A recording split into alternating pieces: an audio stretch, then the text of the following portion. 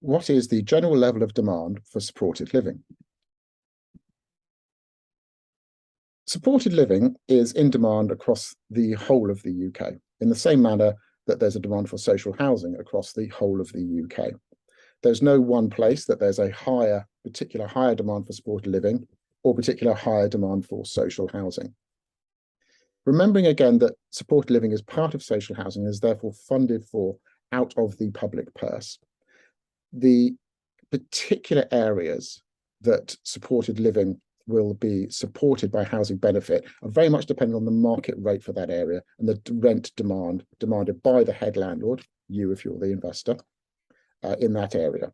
You won't necessarily see social provision of housing slap bang in the centre of prime Mayfair, let's say. However, not very far away from prime Mayfair, there will be social housing provision in a slightly lower cost area. And it's similar with supported living. Again, supported living being part of social housing budget and being funded for from housing benefit. It undergoes the same strictures. We want to make sure that the exchequer is getting value for money, making sure that they're not overspending on one house for £1 million rather than 10 houses for £100,000, and making sure that the right number of people, the maximum number of people, are being housed properly within the social housing and within the supported living sector. One of the most important things around demand for social housing is actually around the amenity of the house and the location of it.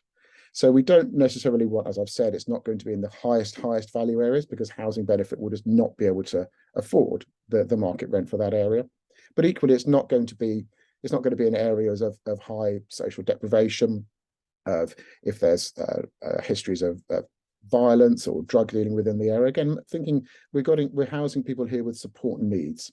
So they're going to be housed in areas that you would normally want to be housed in yourself, or you would be normally building your house if you're going to be marketing it to the PRS, to the private rental sector.